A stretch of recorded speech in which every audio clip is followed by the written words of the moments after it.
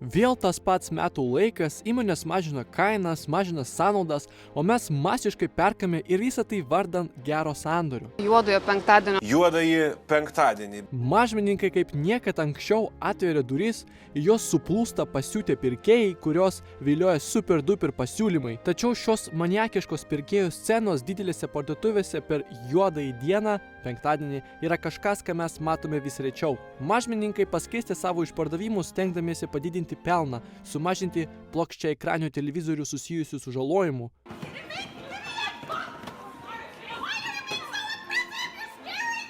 Numalšinti beprotišką skubėjimą. Tačiau turite žinoti, kad ne kiekviena parduotuvė gauna šias beprotiškas minias kaip anksčiau. Tiesiog pažvelkite į šį vaizdo įrašą. Parduotuvėje įsikūręs personalas yra pasiruošę užfiksuoti beprotišką skubėjimą, kai tik atsidaro durys, o ten tik vienas vaikinas ir viskas. Sunku tik įsivaizduoti, kad mes nusileidom taip žemai, kad kovoti dėl televizoriaus, plaukų tiesintuvo ar kailinių, kai žmonės pasaulyje kovoja dėl galimybės gauti švaraus vandens. Tik pamėginkit mane sustabdyti, nepyk mano vaikams dovanų per juodą penktadienį. Praeitas egzempliorius vis dar virškinasi skrandyje. Nors minios išsiskleidė, tačiau juodojo penktadienio išlaidos išliko nuoseklios. Ne taip kaip JAV mūsų šalyje, juodojo penktadienio išpardavimai nėra tik vienos konkrečios dienos akcija. 60 metais, kai pareigūnai pasakojo apie padidėjusį eismą, kuris buvo susijęs su padėkos diena, kitaip žinomų Thanksgiving. Žmonės norėjo prasitęsti atostogas, todėl pasiimdavo laisvą penktadienį arba tiesiog praneždavo darbdaviams, kad serga. Tai pasikeitė tik po to, kai 2000 metų pradžioje mažmenininkai pasiskolino šį terminą, kad padėtų skatinti savo pardavimus ir pavirstų šventinį apsipirkimą šventę.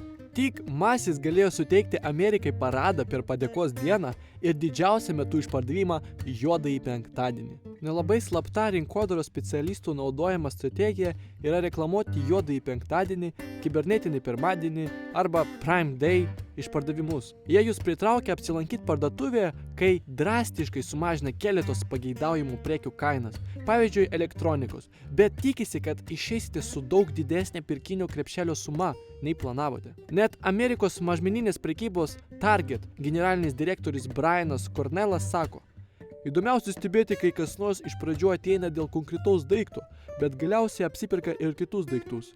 Mums baimė kelia tai, kai matau tik krepšelius ar vežimėlius, kuriuose yra tik viena prekė. Priešingai nei Briano nerimas, mano objektyviai baimė yra tai, kad žmonės bus dar labiau įsiskolinę pirkdami nereikalingus daiktus, kurių jiems net nereikia. Vidutinis vartotojas Amerikoje turi daugiau nei 15 000 vertės skolą ir padėtis vis blogėja. Iš to galima padaryti prielaidą, kad dauguma juodąją penktadienį pirkėjų yra gyvenantys iš algos iki algos, o tai sudaro 80% šalies gyventojų. Aš kaupiu kreditinių kortelių skolas, tačiau kas gali atsispirti juodojo penktadienio pasiūlymas, ar ne? Tie, kurie nestokoja sunkumų, yra didelės įmonės, o uždirbtus pinigus jos naudoja tai, kad finansuotų reklamas, vartotojų analitikams ir duomenų tyrėjams, o visa tai galų gale atsiperka. Labai mažai pirkinių krepšelių iškeliauja iš parduotuvių ar internetinių kasų, kuriuose yra tik viena prekė. Tai yra padaryta, kad įėjus jums į apgalvotai suprojektuotą parduotuvę tampa sudėtinga ir tenka pasipriešinti, kad neapsipirktumėt nereikalingais daiktais. Kad ir kokie stiprus parduotuvių metodai yra patapę, kai kurie yra nepalyginami, kurios naudoja internetiniai partneriai. Prekių ženklai siekia kiekvieną jūsų žingsnį ir strategiškai pateikia reklamas prieš jų piko sezono pradžią. Jie pradeda siūlyti nemokamą pristatymą užsakymams nuo 30 iki 100 eurų, o tai jūs įtakoja padaryti vienu ar daugiau pirkinių. Bet daugumai vartotojams tai nerūpi, iš tikrųjų jie to prašo. Apsipirkinėjimas pastaruoju metu tapo lyg pramoga, o tai pastebėjau, kai susidūriau su vieno žanro vaizdo įrašais shopping hauls, kur žmonės sėdi ir dalyjasi visais daiktais, kurios įsigijo tą dieną, o paprastai jų būna labai daug. Today's video is a Black Friday haul. Black Friday haul! There's nothing like this Black Friday haul. Juodasis penktadienis yra labai primityvus tam tikrą prasme. Naršyti prekybos centrus, kaip medžiotojai miškus, jie biologiškai turėtų patirti tą patį jausmą, kaip ir mūsų protėviai medžiodami džiunglėse ir kovodami už savo gyvybę. It's adorable little Christmas song. Nu gerai, gal ir ne. Tačiau šioms bendrovėms rūpi jų pačių balanso suma, o ne jūsų. Gal ir gerai būtų, kad jos elgtųsi kažkiek atikiškiau, tačiau realybė rodo, kad greičiausiai tai greitai neįvyks.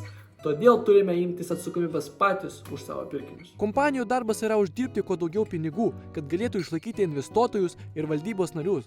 Tačiau mes, būdami labiau sąmoningi ir pirkdami daiktus, kurių mums reikia tą sezoną, mes juos pradedame labiau vertinti. Tai galima priimti, ką Juliette Chore vadina tikrojų materializmu. Mes per daug dažnai dėmesio skiriame materializmui kasdieninė prasme, bet nepakankamai tikrąją. Aš tikrojų materializmu vadinu tai, ką giliai rūpi prekių medžiagos bei jų patvarumas. Šiais laikais greitosios mados pasaulyje perkame ir išmetame nesvarstydami tikrosios materialinės vertės. Vietoj to dėmesį sutelkime į simbolinį reikšmę, o kai jį išblėsta, greitai išmetame daiktus, nes jie praranda savo socialinę vertę.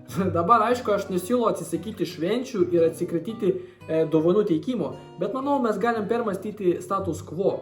Štai keletas idėjų, kurie gali padėti šį švenčių sezoną. Vietoj to, kad pirkti dovanas visiems, galima padaryti Secret Santa. Tai puikus būdas įsitikinti, kad perkate ne krūvą šlamštą šeimos nariams ir draugams, bet tikrai tikslingai perkate vieną konkrečią dovaną vienam konkrečiam asmeniui. Ir visi daro tą patį, nes taip galite sutaupyti pinigų, sutaupyti laiko ir sukurti tikrai įsimintiną dovanų teikimą.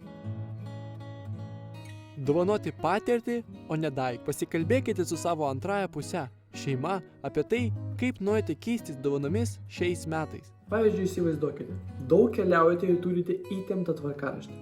Dovanų pirkimas atrodytų kaip nereikalingas stresas, ypač kai turite omeny, kai visko turiu, ko noriu ir ko reikia. Tada dovanų teikimas atrodytų kaip tradicijos, į kurią ne visiškai esate įsitraukę. Taigi vietoj apsikeičiant dovanomis, kodėlgi nepaskirti ypatingos dienos, kai kiekvienas iš jūsų gali pasimėgauti, pavyzdžiui, vakarienės gaminimas kartu. Tai yra prasmingesnis būdas praleisti laiką kartu be papildomo dovanų teikimo. Taip pat, pavyzdžiui, jei šį šventinį sezoną siekite sutaupyti pinigų ir turite šiek tiek daugiau laiko, apsvarstykite galimybę pagaminti kažką patys. Galite pagaminti naminių žvakių arba iškepti sausainius, kurie būtų asmeniškai padaryti. Mano nuomonė, tai yra svarbiausia, kad jūs skiriate savo dėmesį kitam žmogui. Tai yra žymiai daugiau nei paprasta dovana. Šiuo metu laiku yra lengva pasinerti į didžiulę reklamos bangą. Prekių ženklai bandys įtikinti, kad geresnių pasiūlymo jūs nieko nerasit, raginami paskubėti, nes tai yra riboto galiojimo pasiūlymas. Juk prekės bus parduodamas už 60, 70 ar net 80% nuolaidą. Tačiau iš tikrųjų šie pirkiniai neatneš ilgalaikės laimės. Geriausias sandoris, kurį galite sudaryti šį juodąjį penktadienį, yra nepasiduoti šurmuliui. Mes su Smart Gyvatė komanda pasiruošėm linką, kuris veikia tik šį juodą penktadienį, 100% nemokama. Big Dealas Limited Edition, spauskite ir ačiū, kad pažiūrėjo iki galo.